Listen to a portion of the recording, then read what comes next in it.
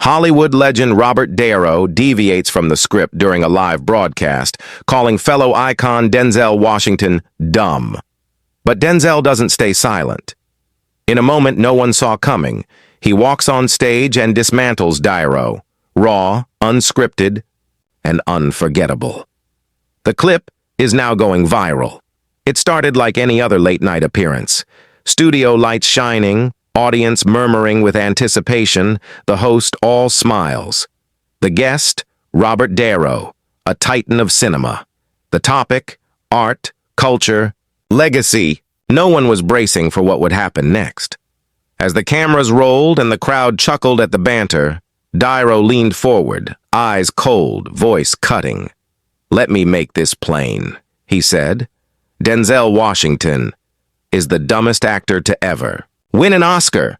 A collective gasp, some nervous laughter. Maybe it was a joke, it wasn't. "He's overrated," Niro continued. "A preacher in a suit with a dramatic stare. Same performance every movie. You've all been fooled." Backstage, Denzel Washington had just arrived. He stood still, watching the monitor. The insult wasn't just a swipe, it was a hit on everything he stood for. He made a decision. He walked out. Unannounced. No introduction. No hesitation. The audience froze. The split screen showed Niro, tight-lipped, defiant, and Denzel, measured, calm, as steady as a drumbeat. The host stammered, trying to diffuse the tension. Denzel lifted a hand. "It's fine," he said. "I just heard something that needed an answer." Niro turned, folding his arms. "You here to defend your image? Spare me." Denzel stepped closer. "I admired you once, Mr. Niro. You were the benchmark. We studied your films like gospel. But now you sound like someone more interested in applause than truth." The room held its breath. "You're not mad at me," Denzel said. "You're mad your name doesn't carry the same weight it used to. You've confused bitterness for honesty." Niro opened his mouth, but Denzel wasn't done. "You say I'm fake? You've spent decades playing tough guys. Real strength isn't loud. It stands without spectacle. And right now, you're not standing for anything but pride." No one in the audience moved. "You want to tear down legacies?" Denzel said. "Start with your own. You traded decades of brilliance for 5 minutes of bitterness." Niro clenched his jaw. Denzel stood firm. "My voice doesn't need to rise. My work speaks for me. My silence has said more than your last 10 tirades." He turned slightly to the audience. "This isn't about me. This is about an industry that once built icons and now tears them down just for a few seconds of internet clout." Silence. Niro sneered. "Don't make this personal." "It already is," Denzel replied, stepping forward. "You made it personal when you attacked not just me, but everyone who built something real without Hollywood's permission." He looked Niro in the eye. "I watched Raging Bull with my father. We didn't have much, but we had stories. You were part of that. You were a symbol of excellence. But now, you throw stones in the house you helped build." Still no reaction. Just silence. Denzel's voice softened but sharpened. "You stopped performing, not on screen but in life. Then the final blow. You insulted a man who never needed your blessing to rise." Niro blinked. Denzel turned toward the camera. "Robert Niro lost me as a fan," he said. "The day he stopped being one of us and started mocking those who built something lasting." He paused. "You don't have to like me, but you don't get to spit on the people who earned their place just because they didn't ask for your approval." Somewhere in a small living room, an older woman wiped her eyes. She whispered, "Finally, someone spoke." Back on stage, Niro chuckled bitterly. "This isn't about legacy. It's just a polished monologue." Denzel didn't flinch. "I've sat with mothers who lost children to violence. I've held men's hands who fought for a future no camera could capture." The studio stilled. "I've seen real pain, so when someone with a mansion and a mic mocks that pain, I respond." A woman in the third row sobbed quietly. Her son had died the year before. This wasn't performance. This was something else. Denzel walked toward the edge of the stage. In the front row, a Vietnam veteran sat, cap in hand. "You know what hurts?" Denzel said, voice cracking. "When those who've never stood a post, never saluted a flag, sit in velvet chairs and call sacrifice stupidity." He turned again. "You never fought for anyone, Robert. Not off camera. You performed. But the real ones, they bled. Without applause?" Denzel's eyes moistened. "I watched Raging Bull with my grandfather. He cried, said, 'That man knows our pain.' But now, that same man wouldn't know you." He scanned the audience. To the single mother, to the forgotten vet, to the young black actor watching this moment is for you. No cheers, just solemn applause. Niro looked smaller now, Denzel gentler. "I wish it hadn't come to this," he said. "I wish the man who inspired me wasn't the one standing across from me now." He shook his head. "You inspired millions, but the day you mocked someone else's rise, that was the day your light faded." He looked around. "While some of us were building, you were tearing down. While we lifted others, you lashed out." Niro didn't move.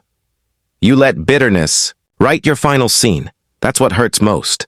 A woman near the back whispered, "He's right. I used to love Niro." Denzel looked straight into the camera. "You can't heal anything by tearing down those who protect what matters." Millions watched, not for entertainment, for truth. Even the host, usually quick with jokes, sat speechless. This wasn't a segment. This was history. Niro didn't speak. He didn't have to. The shift was visible. "I don't hate you, Mr. Niro," Denzel said softly. "I pity you. A beat.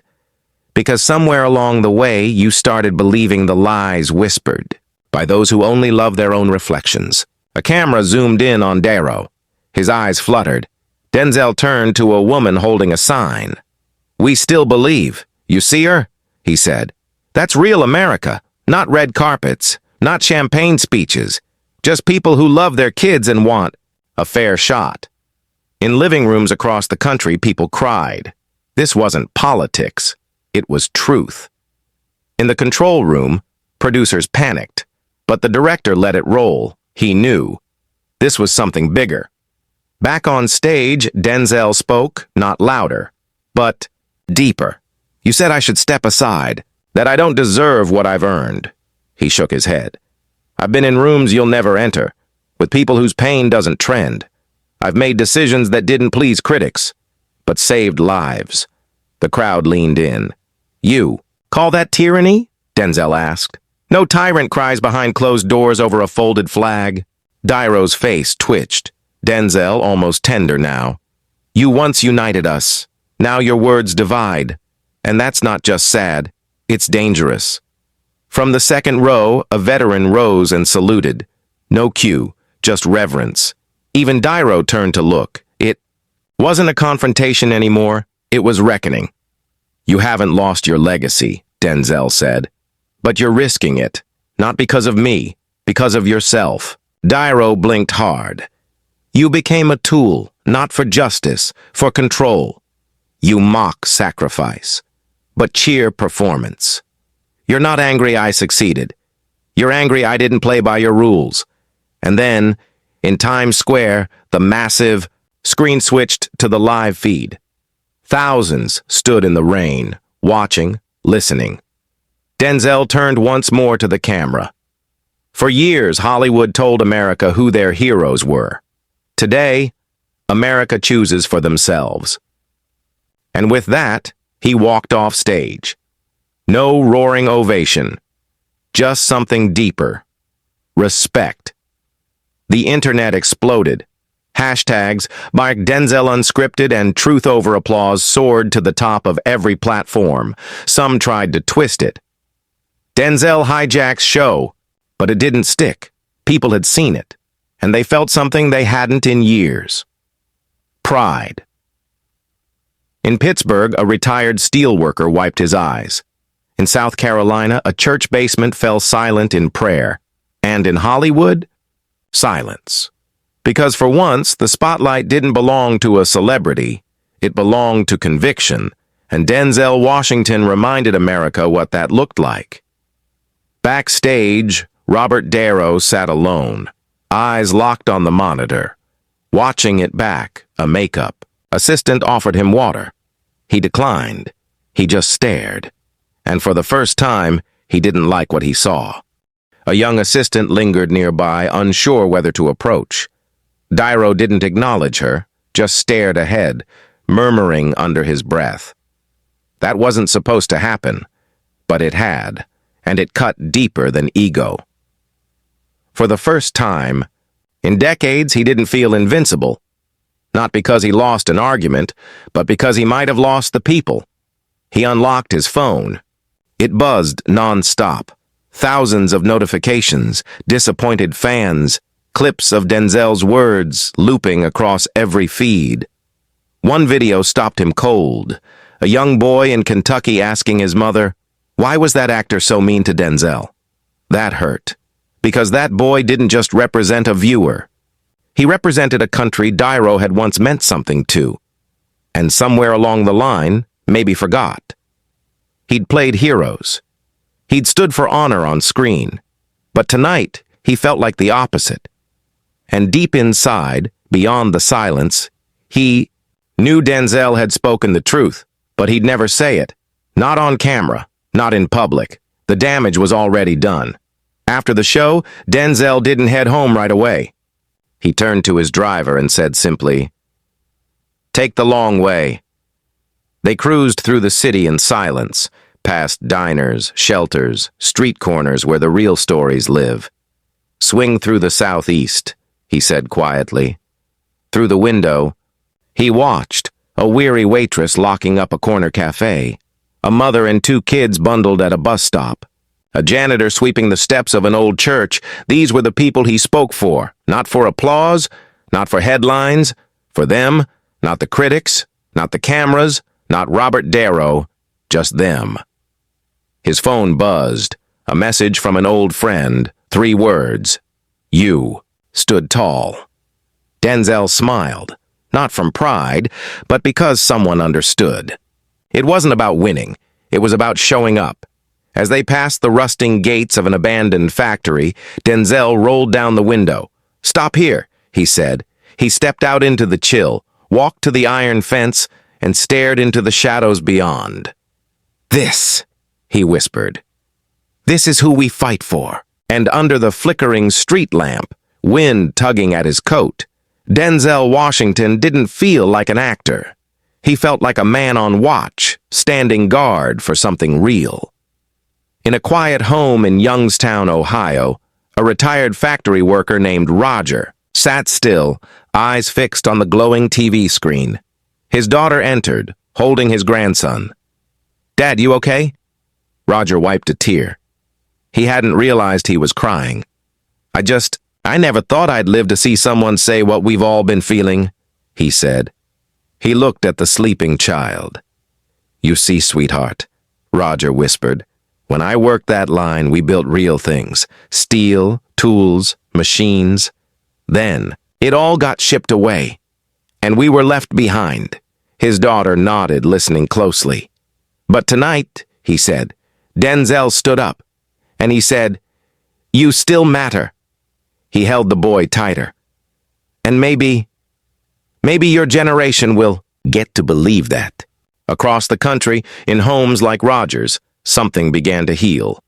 They weren't invisible anymore. They were seen. They were heard.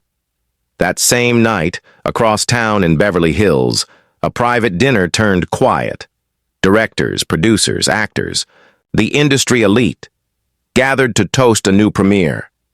But their phones glowed with one thing. Denzel Washington's reckoning. He called him lost, someone whispered. And the audience clapped. Another added. A screenwriter stared into his wine glass, silent. An older actor rose slowly. "We used to tell the stories of the working man," he said. "Now we mock him. The table fell into uneasy silence. In the corner, a young actress wiped away a tear. "I grew up in a town like that," she said softly. "We weren't hateful. We weren't backwards. We were just ignored." She looked down. "I left it all behind. Maybe I shouldn't have." Then, from a nearby phone speaker, Denzel's voice played, "Hollywood spent decades telling America who their heroes were." No one spoke, because in that moment, for once, Hollywood didn't get the last word. The people did, and something. Cracked, quiet, deep, the kind of crack no PR campaign can seal. In a modest home in Iowa, a gold-framed photo sat atop the mantel, Private Daniel Myers, 20 years old. Smiling in uniform, his mother, Teresa, sat on the couch, hands trembling, face tear-streaked. She'd just rewatched Denzel's speech for the third time. The moment he spoke about folded flags and silent sacrifice, she broke, because her flag sat in the hallway, folded, untouched, since the day they gave it to her. No actor had called, no politician had come, not even a letter. Until now, Denzel remembered. And more than that, he made millions remember. She picked up her phone and typed, "My son died serving this country." No one called. But tonight, Denzel Washington remembered us. Thank you. The post went viral. Her grief became a rallying cry, and Denzel's words, raw, unscripted, unpolished, lit a flame. Hours later, inside the now empty late-night studio, host David Lyle sat alone at his desk. He rewatched the footage in silence. This wasn't the segment he'd planned. He'd expected jabs, maybe a viral outburst from Darrow, but something unexpected happened. Something real. Denzel had taken entertainment and turned it into a reckoning. David rubbed his eyes. He didn't always agree with Denzel. But tonight? Something shifted. The room didn't turn against Darrow. It turned toward the truth. His producer entered. "David, should we air it again tomorrow?" David stared at the screen. "Yeah," he said quietly. "But don't edit it. Every word stays." That night, for the first time, David Lyle went live on Instagram. No script, no glam, just a man looking into a lens. "I might not agree with everything Denzel said," he admitted, "but tonight, I didn't feel like a host. I felt like a viewer." He paused. Watching a country wake up. In Manhattan, Robert Darrow sat alone in his high-rise, lights off, blinds closed, a glass of whiskey untouched. His phone buzzed without end. Agents, publicists, colleagues, all scrambling. He didn't respond, not out of defiance, but disbelief. He replayed Denzel's words again and again. One line haunted him. "You were a hero to my generation." Darrow had built a legacy, roll by roll, brick by brick, but in 10 minutes, Denzel held up a mirror, and the world had seen through it. He opened Twitter. Top trend. "Darrow is no hero, just beneath it. Thank you, Denzel." He shut the app and looked out the window. A city that once roared for him, now barely whispered. For the first time in his life, Robert Darrow had nothing to say. In the early morning hours, Darrow wandered his penthouse. He passed an antique mirror, and for a second, he didn't recognize the man staring back. Not the legend, not the icon, just a man. Stripped bare. He remembered the standing ovations, the Oscars, the red carpets, but none of it felt real anymore. What echoed in his mind wasn't applause. It was Denzel's voice. "You traded courage for clout, legacy for lies." He ran a hand through his hair. "How did I get here?" he whispered. It was never just about movies. It was about truth. And tonight, Denzel Washington had carried it. Darrow hadn't been defeated on stage. He'd been exposed. Meanwhile, in Indiana, a school bus sat idle in a gravel lot. Behind the wheel, Alan, a middle-aged driver with weathered hands, stared at his phone. He didn't do politics. He didn't post. He just worked. But Denzel's words cracked something open. His dad had been laid off in the 90s. His mom's store had closed. Now his own job teetered. He didn't want handouts, just to be heard. Tonight, he was. He lowered his head, clasped his hands, and prayed, "God, give that man strength. Don't let the wolves tear him down. Let him keep fighting for guys like me." It was a quiet prayer, but it echoed. Not in Washington, but in truck cabs, break rooms, school halls, and kitchen tables. Because Denzel Washington wasn't just a Hollywood actor anymore. He had become a voice. In a Texas high school, Mrs. Lee paused her civics lesson. The whiteboard read, "Bill of Rights." Instead, she grabbed the projector remote. "Watch this," she said. The screen lit up with Denzel confronting Darrow. No script, no spotlight, just truth. The class fell silent. Student named Maria raised her hand. "Is he right about how they treat small towns?" Mrs. Lee nodded gently. "He's not criticizing people like you, Maria. He's reminding America who built this country." Another student whispered, "He sounds brave." Someone else added, "My dad cried watching that." Mrs. Lee paused. "The video, this," she said, gesturing at the screen, "is why we study history. Because once in a while, someone writes it.